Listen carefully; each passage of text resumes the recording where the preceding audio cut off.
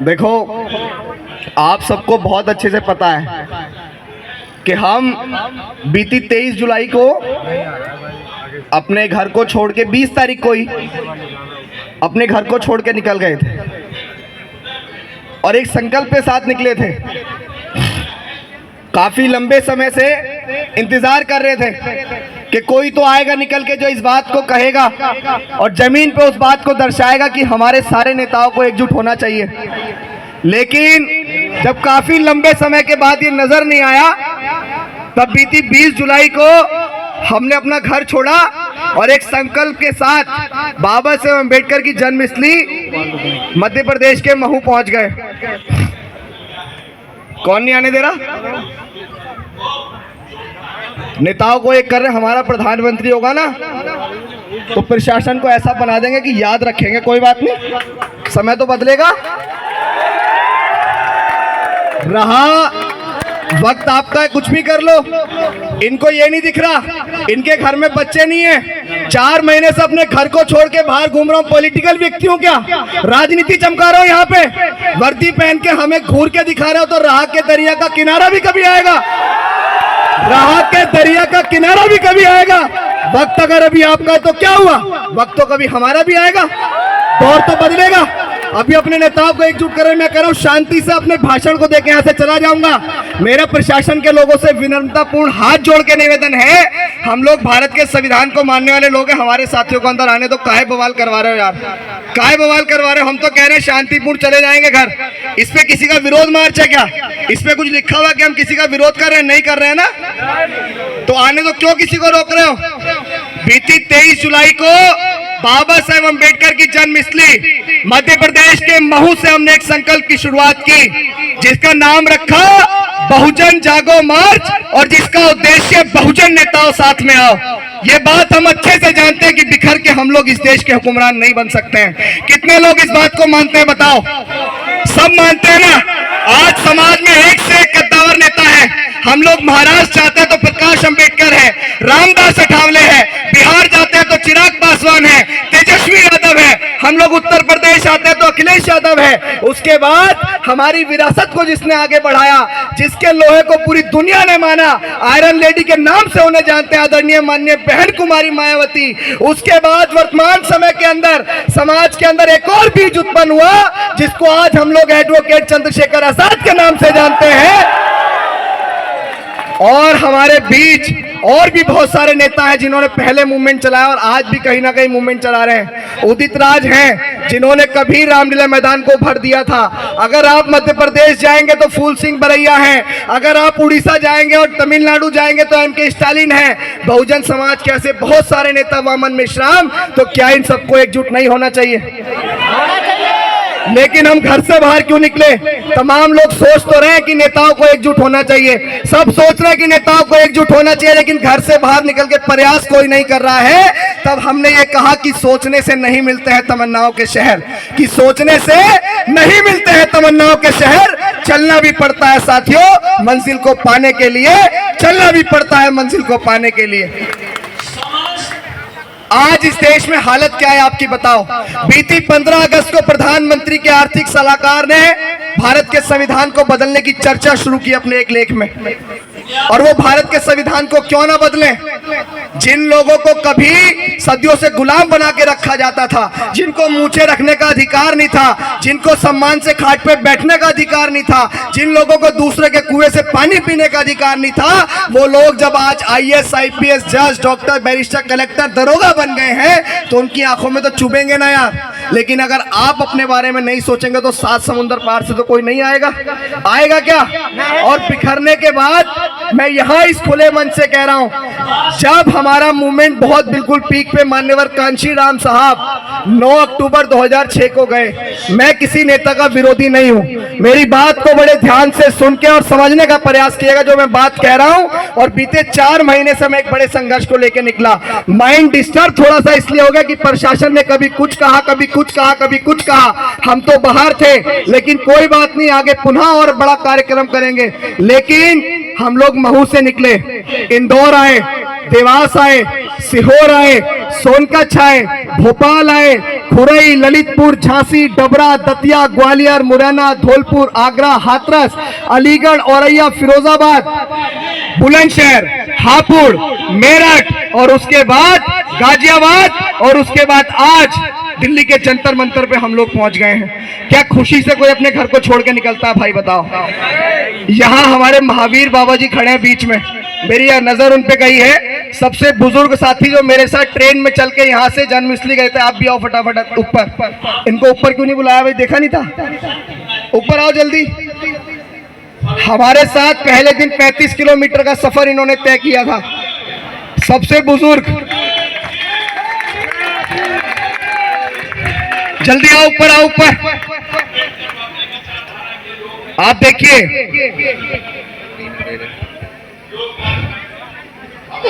आ जाओ ऊपर, आओ जल्दी इधर से।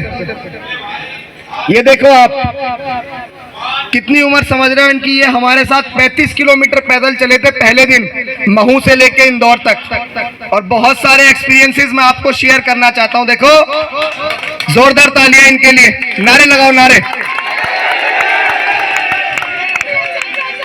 आओ। जय जय जय जय जय भीम, जय जय जय जय जय भीम।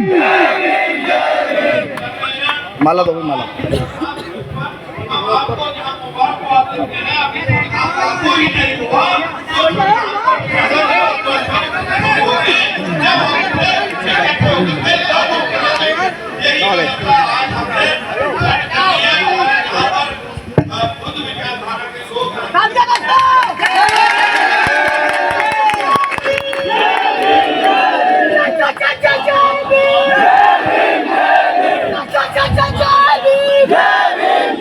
अब मैं आपको सारी चीजें छोड़ के पहले दिन से और अब तक का सफर बताना चाहता हूं कि हम लोगों ने कैसे कैसे सफर किया। सब सुनने के इच्छुक है ना? देखो, बड़े ध्यान से सुनना। 20 तारीख को अपने घर से निकले, 17,000 रुपए का कलेक्शन लेके, जिसको हमारे कॉलोनियों के और हमारे जिम्मेदार साथियों ने, बड़ों ने, जिनमें लोकेश भाई, वीरपाल जी और हमारी कॉलोनी के साथी, सबका नाम लेना उचित नहीं है, उन तमाम लोगों ने 17,000 रुपए का कैश हमें दिया और हम अपने घर से ट्रेन में बैठ के निकल गए। कहाँ? महू नहीं निकले, हम पहुंचे थे रतलाम। और रतलाम पहुंचने के बाद वहां एक साथी है मुस्लिम कम्युनिटी के, दिलावर पठान, उन्होंने हमें बोला था कि भाई हम आपको महू तक छुड़वा देंगे, गाड़ी से या ट्रेन से, जैसे भी। हमने कहा ठीक है जी, आप हमें वहां छुड़वा देना। हम वहां पहुंचे, उनके यहाँ रात रुके। अगले दिन 21 तारीख को जब हमने उनसे कहा कि छुड़वा दीजिए, तो उन्होंने कहा कि 2 गाड़ियां हैं, छुड़वा देते हैं। उसके बाद उनके पास एक 44 गाड़ी खड़ी थी। जैसे सामान लोड होने लगा तो उन्होंने कहा, मेरी बात को सुन के समझने का प्रयास कीजिएगा कि संघर्ष अगर ईमानदार हो तो कोई भी चीज आपके रास्ते का रोड़ा नहीं बनती है। जब हमने वहां से निकले तो उन्होंने हमसे कहा, दिलावर पठान ने, कि अभिषेक एक काम करो, ये हमारी 44 गाड़ी है और ये कुछ दिन में रिटायर हो जाएगी। इस 44 गाड़ी को आप मध्य प्रदेश तक अपनी यात्रा में ही ले जाओ। और उन्होंने हमें अपनी 44 गाड़ी दी, जिसके अंदर हमने अपना सामान लोड किया और वहां से हम लोग महू के लिए, जन्मभूमि के लिए निकल गए, जो वहां से 200-250 किलोमीटर था। शांति बना के रखो। जो वहां से 200-250 किलोमीटर था, हम महू पहुंचे। हमें रात को 10:30 या 11 बजे, बारिश बहुत तेज पड़ रही थी।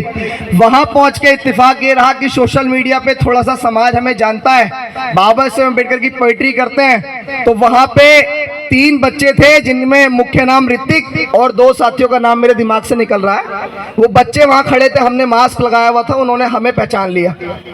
उन्होंने कहा, अरे अभिषेक सर, तो उन्होंने ऊपर फोन लगाया होगा। जिनमें से एक आपके सामने बैठी हुई है दीपाली मैडम, ये महू की इंचार्ज हैं जन्मभूमि की। तो इन्होंने कहा कि अच्छा आए हैं, अब हमारे पास रुकने की व्यवस्था भी नहीं थी कि हम रुकेंगे कहाँ, और जन्मभूमि पहुंचे भी पहली बार थे। तो जाके देखा तो चारों तरफ छावनी एरिया, और वहां ना कोई आदमी ना कुछ, सिर्फ बाबा साहेब अम्बेडकर की प्रतिमा दिख रही थी। हमने वहां पे जब पहुंचे तो मैडम ने और राजेश वानखेड़े जो वहां के सचिव है, उन्होंने रात को हमारे रुकने की व्यवस्था जन्मभूमि के अंदर ही करवा दी। गाड़ी की व्यवस्था भी हो गई और रुकने की व्यवस्था भी हो गई। इस बात को यहाँ खोल रहा हूँ कि मैं जन्मभूमि 21 जुलाई को पहुंच गया था, लेकिन हमें जन्मभूमि के कुछ साथियों ने बड़े ही हिफाजत से रखा और 2 दिन तक हमें ये महसूस नहीं होने दिया कि हम अपने घर से बाहर आए हैं या कहाँ आए हैं। ये बात मैं नेताओं से भी कहना चाहता हूं कि समाज तो बहुत जागरूक है भाई। जब हम लोग वहां से 23 जुलाई को निकले तो ये भी नहीं पता था कि आगे का रूट मैप क्या और जाएंगे कहाँ। महू के तमाम कमेटी के साथियों ने हमारा रूट मैप तैयार किया इंदौर तक का, और इंदौर तक का सफर हमारी पूरी भीम जन्मस्थली की टीम ने हमारा सहयोग करके आगे तक का सफर पहुंचाया और हम लोग इंदौर तक पहुंच गए।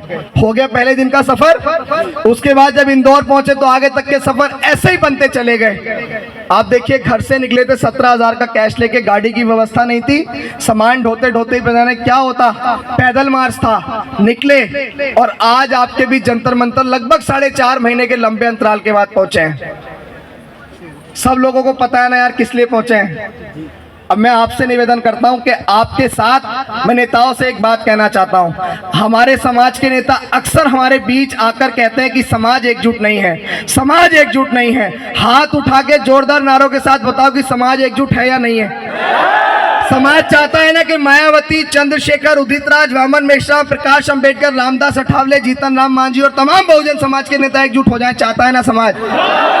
और इस मंच के माध्यम से आज अपने नेताओं को ललकारना चाहता हूं और नेताओं से कहना चाहता हूं कि अगर आने वाले लोकसभा के इलेक्शन से पहले अगर आप लोग एकजुट नहीं हुए, बड़ी ईमानदारी से हमारी जुबान की कीमत है और हमेशा से हमने जो कहा है वो करके दिखाया है। अगर कहा था कि महू जाएंगे और जन्मस्थली तक आएंगे तो चाहे सफर के बीच में कुछ भी हुआ हो, लेकिन रुके आज जंतर मंतर आके ही है। ये आप सबका प्यार था जो हमें यहाँ तक लेके आया, वरना हमारे अपने लोगों ने ही हमें रोकने का बहुत प्रयास किया, लेकिन उन सारी चीजों को पार करते हुए यहाँ आ गए और एक ही संकल्प के साथ आ गए कि यार हमारे नेता कैसे एकजुट हो जाएं। अब आप सबके साथ भाई इतने लोग यहाँ पहुंचे तो समर्थन करते हैं ना हमारी बात का। अब मैं आप सब लोगों के साथ अपने नेताओं से कहना चाहता हूँ कि आने वाले लोकसभा के इलेक्शन से पहले या तो कुछ सोच लो, वरना ना तो कहीं काफिला जाने देंगे और ना कोठियों से बाहर निकलने देंगे। ये समाज है, ये समाज आपको अगर अर्श से फर्श तक पहुंचा सकता है, ये समाज अगर आपको फर्श से अर्श तक पहुंचा सकता है तो ये समाज दोबारा आपको फर्श पे ला सकता है। इस बात को याद रखना। मैं बड़ी ईमानदारी से कह रहा हूं कि अगर हमारे नेताओं ने कुछ सोच लिया और आने वाले लोकसभा के इलेक्शन तक हमारे नेता साथ आ गए तो ठीक है, वाह वाह ये, वरना हम तो बता रहे हैं कि एक अच्छा सा मूवमेंट खड़ा करके, साथियों को खड़ा करके, कैडराइज मूवमेंट खड़ा करके ना नेताओं का काफिला कहीं निकलने देंगे, ना नेताओं की रैली कहीं होने देंगे। इस बात को याद रखना। इस देश में कोई आंदोलन नहीं होगा, अब इस देश में कोई आंदोलन नहीं होगा। इस देश में अगर बहुजन समाज के लोग कोई आंदोलन करेंगे तो वो आंदोलन होगा सत्ता का आंदोलन, क्योंकि बाबा साहेब अम्बेडकर और मान्यवर कांशी राम साहब ने हमें सत्ता का रास्ता दिखाया था।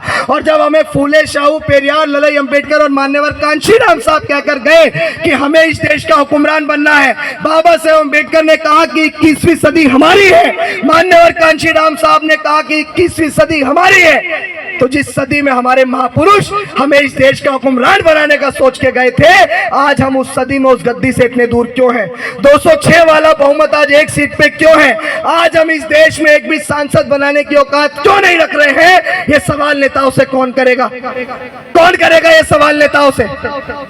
भाई हम तो अपने घर को छोड़ के निकल गए और हमारा आखिरी संकल्प यही है कि जब तक हमारे नेता एकजुट नहीं होंगे ना चैन की नींद सोएंगे और ना चैन की नींद अपने नेताओं को सोने देंगे। आप सबके विश्वास के साथ बोल रहे हैं।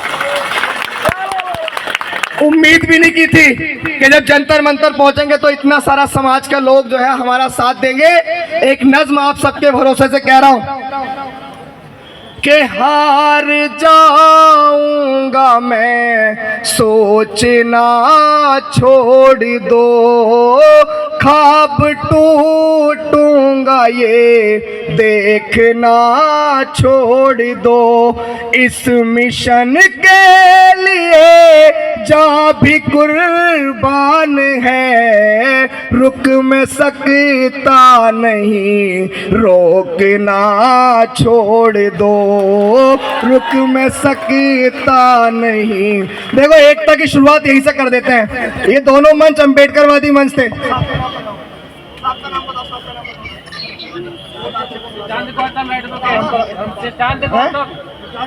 मेरा निवेदन है यहाँ दो अम्बेडकरवादी मंच लगे यहाँ और एकता की शुरुआत यहीं से करता हूँ।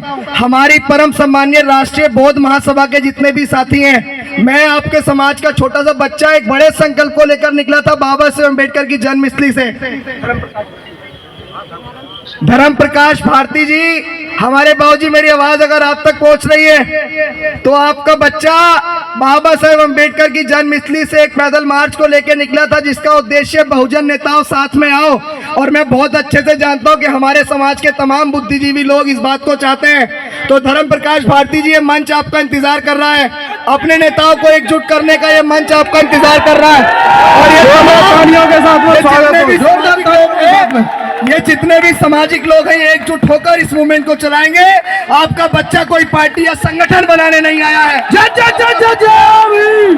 एकजुट करने आया है। और इस एकता की शुरुआत हम यहीं से करते हैं कि इस देश में जितने भी अम्बेडकरवादी सामाजिक संगठन हैं वो सब लोग अपने नेताओं को एकजुट करने के लिए एक साथ हैं, क्योंकि हम सबका अंतिम लक्ष्य इस देश की सत्ता को पाना है। और जब तक हम लोग इस देश की सत्ता पे काबिज नहीं होंगे तब तक हमारा भला नहीं होगा। मैं यहीं से इस एकता की शुरुआत। सर, दो बात बोल के आप। सभी साथियों का बहुत बहुत धन्यवाद। और मैं अभी अपने भैया से, युवा साथी से ज़्यादा परिचित नहीं हूँ। अभिषेक जी, मैं आपको ये भरोसा दिलाना चाहता हूँ क्योंकि मैं मान्यवर काशीराम साहब का चेला हूँ। 1980 से जब मेरी 19-20 वर्ष की उम्र होती थी तो उन्हीं से मैंने मिशन और मूवमेंट को सीखा है। और मैं अपने अभिषेक भैया को एक छोटी सी बात बता देना चाहता हूँ। मान्यवर काशीराम साहब कहते थे, तमन्ना सच्ची हो तो रास्ते खुद पे खुद निकल आते हैं। तमन्ना सच्ची हो तो रास्ते खुद पे खुद निकल आते हैं। यदि तमन्ना आपकी ये है कि बहुजन मूवमेंट पे काम करने वाले लोग जागकर संगठित होकर एक साथ होकर इस मूवमेंट को, इस आंदोलन को चलाएं, तो मैं आपको भरोसा दिलाता हूं कि आज नहीं तो कल आपकी ये तमन्ना पूरी होगी। दुनिया की कोई ताकत इसे नहीं रोक पाएगी। दुनिया की कोई ताकत इसे नहीं रोक पाएगी। और एक बात मैं और कहना चाहता हूं, देखिए, मिशन दो प्रकार के होते हैं। मिशन दो प्रकार के होते हैं और भाषण एक ही होता है। दोनों लोग एक ही भाषण देते हैं और वो भाषण देते हैं कि मैं मिशन पूरा करना चाहता हूं। और मिशन दो प्रकार के होते हैं। दो माने एक स्वयं के लिए, एक समाज के लिए। एक स्वयं के लिए, एक समाज के लिए। अगर आपका मिशन सच्चा है, समाज के लिए है, तो बाधाएं आएंगी, मुश्किलें आएंगी, परेशानियों का सामना करना पड़ेगा, लेकिन पहाड़ तोड़कर भी रास्ता निकलेगा। पहाड़ तोड़ के भी रास्ता निकलेगा। मिसाल है जीनत मांझी, पहाड़ तोड़ के उसने रास्ता निकाल दिया था, अगर उसकी तमन्ना सच्ची थी। तो मैं आप सभी साथी, युवा साथियों का बहुत बहुत धन्यवाद करता हूं और भैया को भरोसा दिलाता हूं कि आपके नेक काम में, आपके पवित्र काम में राष्ट्रीय बौद्ध महासभा, सामाजिक न्याय परिषद, धर्म प्रकाश भारती और धर्म प्रकाश भारती के सारे लोग रातों दिन 24 घंटे आपके साथ खड़े हैं। कभी जोरदार तालियों के साथ बहुत बहुत धन्यवाद। नमो बुद्धाय। जय भीम, जय भारत, जय संविधान, जय संविधान, जय संविधान, जय संविधान, संविधान। आखिरी में सर बहुत धन्यवाद, आपने अच्छा कोऑपरेट किया। जो साथी मेरे साथ पैदल चल के आए थे बस उनका नाम और गिनवा दो यहाँ। भाई मेरे साथ जितने साथी पहले दिन से चल रहे हैं वो लोग भी इधर आए, फटाफट आ जाओ, फटाफट सर, जल्दी आओ, जल्दी, फटाफट जल्दी आओ, जल्दी आ जाओ सब लोग। ये चेहरे आप देख रहे हैं, मेरे अकेले का बस का नहीं था यहाँ तक पहुँचना, इन सारे चेहरों की वजह से यहाँ पहुँचा हूँ। और मैं भी, धर्म प्रकाश भारती जी और हमारे तमाम बुद्धिजीवी लोग यहाँ हैं, मैं आप सबके माध्यम से उनको भी एक भरोसा दिलाता हूँ कि अभिषेक बाबा साहेब अम्बेडकर और तमाम बहुजन महापुरुषों के सामाजिक परिवर्तन के कारवा को लेकर चला है और आप सबके भरोसे से हम लोग पुनः सामाजिक परिवर्तन के उस मूवमेंट को जिंदा करेंगे जिस मूवमेंट को कहीं ना कहीं आज हम लोग पतन की तरफ देख रहे हैं। इन तमाम साथियों के संघर्ष की बदौलत यहाँ पहुंचा हूं। मेरी नजर जा रही है आदरणीय शशि भूषण जी, समाज के बेहद बेहतरीन गायकार भी हैं और आप भी सर मिलके मूवमेंट चलाएंगे, सामाजिक परिवर्तन के मूवमेंट को मिलके चलाएंगे। आपके समाज का एक छोटा सा भाई आप सबसे निवेदन कर रहा है कि आज हम लोगों को किसी एक नेता और किसी एक पार्टी की कट्टरता छोड़ के अपने सभी नेताओं को ललकारना पड़ेगा और सवाल करना पड़ेगा कि हम लोग देश की सत्ता की तरफ क्यों नहीं देख रहे हैं, क्यों हम लोग सिर्फ लंबी लंबी गाड़ियों के काफिले को और अपनी कोठियों में बैठने में मस्त हैं। ये सवाल अगर आप बुद्धिजीवी नहीं करेंगे तो कौन करेगा। आप सबके भरोसे से आखिरी में एक शायरी और एक नज्म पढ़ता हूँ। हो अब के सारी हदों से गुजर जाएंगे, हो मत समझना डराने से डर जाएंगे, हो मौत के नाम का खौफ देता है क्यों, मौत जिस रोज आएगी मर जाएंगे। आखिरी में मेरा ईमान ये कहता है जरूर आएगा, इन अंधेरों का उजाला भी जरूर आएगा। मेरा ईमान ये कहता है जरूर आएगा, इन अंधेरों का उजाला भी जरूर आएगा। गरीब बहुजन के सभी नेता एक हो जाए, मुल्क में राज तो अपना भी जरूर आएगा। मेरा ईमान ये कह, और जो लोग भारत के संविधान को बदलने की बात करें यहीं से नजदीक से, उनको भी एक बात कहना चाहता हूं आखिरी में कि हम अम्बेडकरवादी हैं बेटा, कि हम अम्बेडकरवादी हैं बेटा। जिस दिन औकात पे आ गए ना तो तुम्हारी सारी गर्मी झाड़ देंगे और बाबा साहेब को गाली मत देना दोबारा कि संविधान को बदलने की बात मत करना दोबारा, वरना हम भी कानून भूल गए ना तो जितनी तुम्हारी लंबाई है उससे दुगना जमीन में गाड़ देंगे।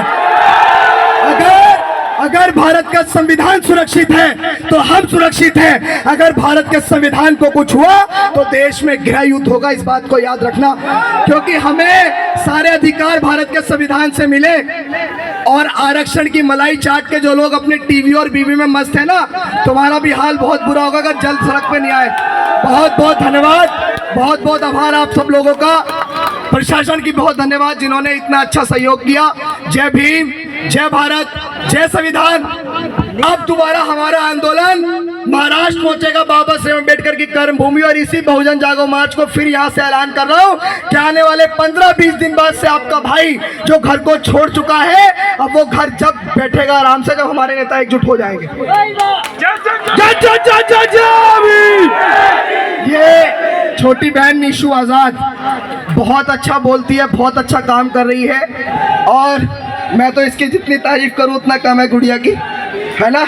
ऐसे ऐसे 20 समाज के अंदर उत्पन्न हो रहे हैं, किसको क्या पता कब कौन समाज की बेटी मायावती बन जाए, नहीं पता ना। और मेरठ से भी कुछ साथी आए हैं, अंकुर घाट, बीके सिंह, कहाँ है? आओ आओ जल्दी आओ भाई, जगह बना दो फटाफट। चलो finish finish finish finish finish finish, चलो बहुत अच्छे बहुत अच्छे। देखो तुम्हें भी कह रहा हूँ भाई इस मंच से, किसी एक नेता पार्टी कट्टरता छोड़ो और सब लोग एकजुट हो जाओ। हाथ जोड़ के आप सभी का बहुत बहुत धन्यवाद, बहुत बहुत आभार और बहुत बहुत साधुवाद। आखिरी में एक बात और, बाबा साहेब अम्बेडकर ने शिक्षित रहने को कहा, संगठित रहने को कहा, संघर्ष करने को कहा, लेकिन बाबा साहेब अम्बेडकर ने 14 अक्टूबर 1956 को बौद्ध धर्म को भी अपनाया था। तो आप सबको तथागत बुद्ध के मार्ग पे भी चलना पड़ेगा, तभी ये मूवमेंट साकार होगा। बहुत बहुत धन्यवाद।